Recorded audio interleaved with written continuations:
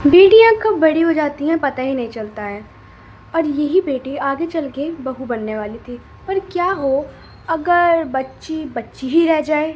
ज्योति, ये क्या हाल बना रखा है कमरे का। हर जगह तुमने कपड़े फैला रखे हैं। मुझे तमीज से कपड़े रखने नहीं आते हैं। मैंने कभी नहीं तय लगाना सीखा। और अगर तुम अपने कपड़े रखोगे सही से तो मेरे भी रख देना प्लीज। अरे यार, मैं क्यों करूँ ये सारा काम। चलो आओ, मैं तुम्हें आज तय करना सिखा देता हूँ। आगे से फिर तुम ऐसे कपड़े मत फेंकना। ये क्या बात है कि ये सिखा देता हूँ। तुम नहीं कर सकते क्या? रुको मैं ही करती हूँ। बहू अपना सारा सामान उठाती है पर इतने में ही उसका सारा का सारा सामान नीचे गिर जाता है। ओफो, अब ये क्या है। तुम्हें जो करना है करो, मैं तो चला। शाम को बहू ने पूरे ड्राइंग रूम में हर जगह खिलौने ही खिलौने बिखेर रखे होते हैं। तभी सास चिल्लाकर कहती है, बहू, ओ बहू, ये क्या कर रखा है तूने? पूरे घर को चिड़ियाघर बना रखा है। क्या हुआ मम्मी जी? अरे बहू, ये घर का क्या हाल कर रखा है तुमने? और इतना शोर कहाँ से आ रहा है? बच्ची हो क्या? और दूसरी बात, इतनी बड़े होके कौन खेलता है इन खिलौनों से? तो मम्मी जी, मोहल्ले के ना कुछ बच्चे आए हुए हैं घर पे खेलने के लिए। मैं भी उन्हीं के साथ खेल रही थी। मैं अभी सब कुछ साफ कर देती हूँ। बहू, ये क्या तेरी उम्र है बच्चों के साथ खेलने वाली? मुझे तो तेरी हरकतें ना समझ ही नहीं आती हैं। पता नहीं तेरे माँ बाप ने तुझे कैसे पाला है। बहू को ये सब कुछ सुन के बहुत बुरा लगता है। उसे लगता है कि आज तक माँ ने तो उसको कभी कुछ नहीं कहा, तो सास ने क्यों कहा? अरे भाई, माँ माँ होती है और सास सास होती है। अरे बाप रे, ये गार्डन में किसने यहाँ पे झूला बांध दिया है? माँ जी, मैंने बांधा है। मुझे झूला झूलने का बहुत शौक है।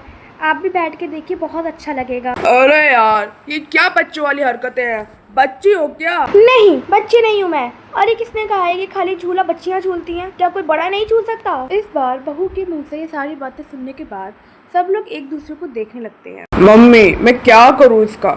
मैंने तो शादी इसलिए करी थी कि कोई एक समझदार हमसफर मिलेगा, फ्यूचर प्लानिंग करेंगे, और एक ये है। क्या करूँ मैं इसका मम्मी? क्यों, क्या हुआ बेटा? अब क्या बोला बहू ने तेरे को? अरे मम्मी, मेरे से कह रही थी कि आओ खेलें, छुपन छुपाई खेलते हैं। अरे मैं क्या करूं, मैं परेशान हो चुका हूं। मैं बीवी लाया था या फिर एक बच्ची। अब घर का तो यही हाल था। बहू कुछ भी करे, कहीं भी जाए, उसको बस एक ही चीज़ सुनने को मिलती थी कि बच्ची हो क्या? कमल देखो ना, ये कितनी प्यारी ड्रेस है। मैं इसको खरीद लूँ क्या? अरे इतना महंगा। अभी हमारी शादी हुई है, उसमें इतना खर्चा हुआ है, और तुम्हारे पास वैसे भी इतने कपड़े पहने हुए हैं, उनको पहनो ना। और बहू तो जिद पे उतर आती है। नहीं, मुझे चाहिए, मुझे चाहिए, मुझे चाहिए, मुझे यही ड्रेस चाहिए, मुझे दिलाओ। अरे भाई, यहाँ तक भी ठीक था। और जब पति मानता ही नहीं है तब उसकी बीवी नीचे जमीन पे बैठ जाती है। नहीं दिलाओगे तो मैं यही जमीन पे लेट जाऊंगी। मुझे चाहिए, मुझे चाहिए। क्या तुम अपनी ये जिद नहीं छोड़ सकती? अब हटो यहाँ से, अभी दिलवाता हूँ। अरे मेरी फाइल कहाँ गई? यहीं तो रखी थी। गीता, एक मिनट इधर तो आना। क्यों, क्या हुआ जी? क्या तुमने मेरी एक ब्लैक रंग की फाइल देखी है? वो मिल नहीं रही है मुझे। वो फाइल तो मैंने छुपा दी है। ऐसे कैसे फाइल दे दूं? कल तुमने मॉल में मुझे कितनी देर बाद। अरे गीता, बच्ची हो क्या? समझ नहीं आता है कि इम्पोर्टेंट फाइल है। और पति का गुस्सा सातवें आसमान पे होता है। वो चिल्ला कर बोलता है, माँ, इसके घर पे फोन कर दो और बोल दो कि अपनी बेटी को यहाँ से ले जाएं। शाम के टाइम जब पति आता है तो वो अपने सास ससुर को प्रणाम करता है और अपनी माँ के पास जाके खड़ा हो जाता है। क्या हुआ, उदास क्यों हो तुम इतनी? अरे नहीं नहीं, उदास नहीं है। बहुत दिनों बाद हमसे मिली है ना, तो इसलिए थोड़ी सी इमोशनल हो गई है। नहीं नहीं, मैं इसलिए उदास नहीं हूँ। अरे तो फिर क्यों तेरा मुंह इतना लटका हुआ है? बच्ची नहीं, बहू हो तो। अरे बहन जी, ऐसा ना बोलिए। हमारी बच्ची तो हमारे लिए बच्ची ही है। हाँ बहन जी, इसकी गलतियों को माफ़ कर दिया करें। कितनी गलतियाँ माफ करते रहें? ये बार बार कोई ना कोई गलती करती है। आओ मैं आपको इसका कमरा दिखाता हूँ। सभी अपनी अपनी बातें बोल रहे होते हैं, तभी बहू के पिता को गुस्सा आ जाता है।